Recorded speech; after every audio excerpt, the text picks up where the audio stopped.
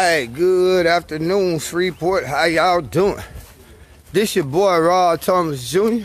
from The Real News Behind the News. Once again, today is Thursday, June 6, 2019.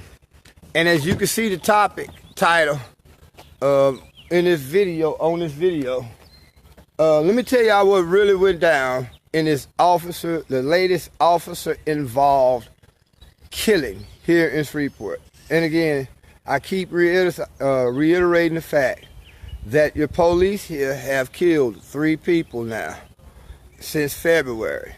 Now, in this situation here, I've had people on my Facebook post yesterday on one of the videos I did.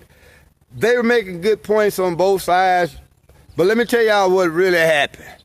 Because y'all know us at The Real News Behind the News, we be so deep in the street that we actually make the news or know the people that's making news. Brother Bowles, the one who got killed.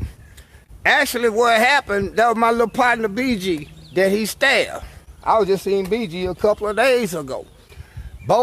Somebody called Marcus Bowles up to that casino. Called BG up to that casino. Come to find out it was Marcus Bowles. Actually, Marcus Bowles was intending to rob BG. That's what happened now. He came out there to rob BG, and he stabbed BG in the heart. BG in the hospital right now. Shake back, little homie. I know you probably looking at this video. Shake back, cuz.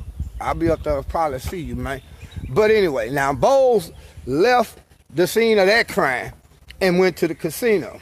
Now, that's what we call him Killer. I think his name Timothy Agate, whatever the dude named that worked for the police department. Let me ask you all a question. Hey, Miss Johnson, how you doing, Marissa? How you doing, Miss Marissa?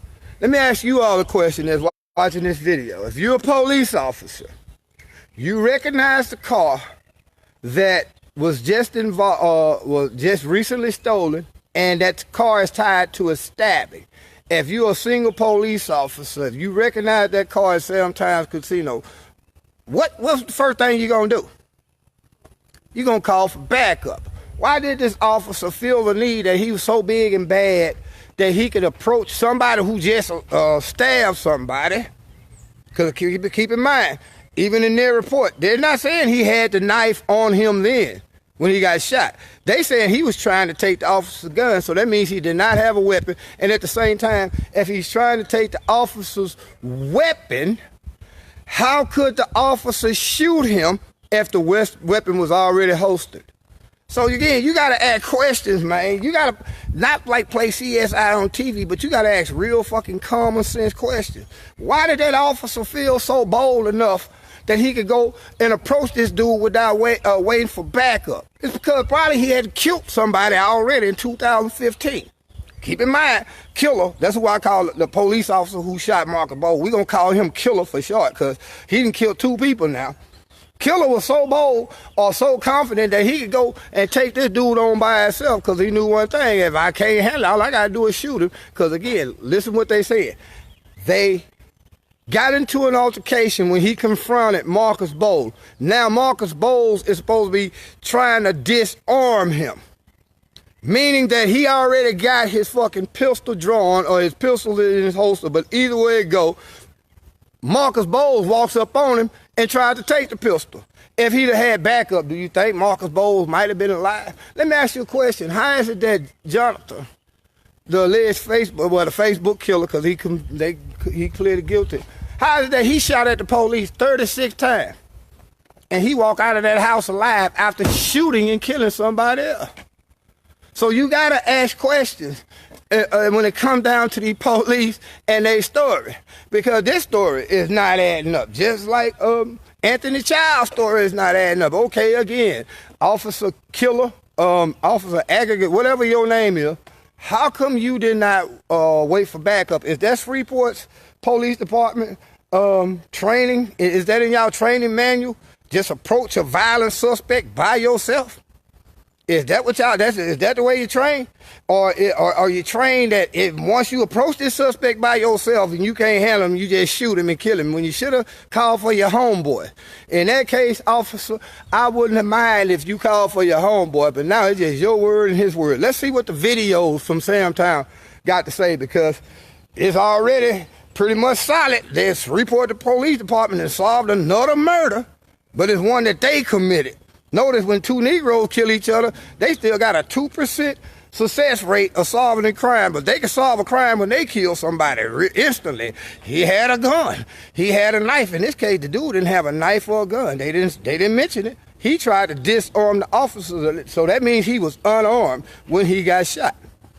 So y'all gotta ask the real question that the police department don't want you to ask, or they hoping you don't have a Negro like me that bring these questions to the forefront. How is it that Officer Killer was so confident that he could take on somebody who just stabbed somebody, stole a car, somebody who allegedly was already known by the police to be a bad actor? He gonna run up on the dude by himself instead of waiting for a backup, and he wound up killing that man. So again, that's another story. We got a question, and another reason why we got to get a citizens review board to hold these police accountable for all the lies and stuff. Because again, people, I'm gonna say this one more time and I'm gonna end this video. I'm trying to call the mayor. I think the mayor just blocked me too, man. I had his number. I was trying to call him to see if he wanted to, explain that bullshit with the water. But we that's another story. But anyway, man, let me go handle this business real quick, man. I'll catch y'all in a minute. I always ask questions. Share these videos. Your police have killed 3 people, cuz. 3 people since February 5th have died at the hands of the Shreveport Police Department. That boy who got shot up there, it was 4 or 5 law enforcement agencies that shot at him over 100 and some times. So imagine how many times they hit that boy up there on Greenwood and Jewella. They shooting us down, man, and don't even go to court, cuz.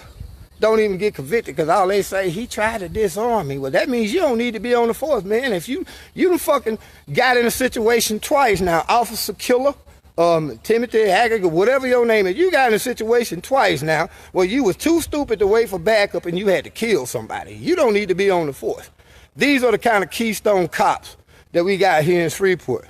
And I better stop talking about it before they find a way to say, he had drugs in the car, get him. And, I wind up getting hurt, missing, or dead trying to tell y'all, ask these people questions, man. Ask questions. How is it that this dude was trying to disarm the police officer when the police officer knew that the car that he had just caught, he just seen the car that was involved in an armed robbery and a stabbing, and he gonna go and approach this man by himself? Either he had balls this fucking big because he had already killed somebody, or he was stupid as fuck. Either way it go, he should not be on the police department. Him, Travion Brooks, man, y'all be blessed.